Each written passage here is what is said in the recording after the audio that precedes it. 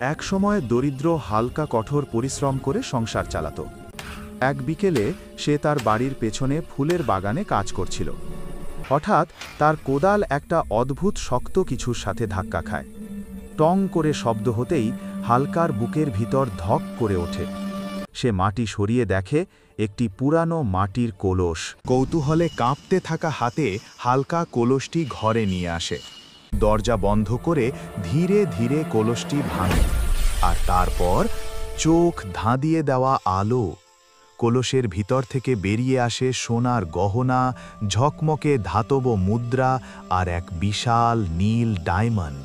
হালকা বানায় নতুন বাড়ি, কেনে নতুন গাড়ি, আর সুখে শান্তিতে নিজের স্বপ্নের মতো জীবন কাটাতে থাকে।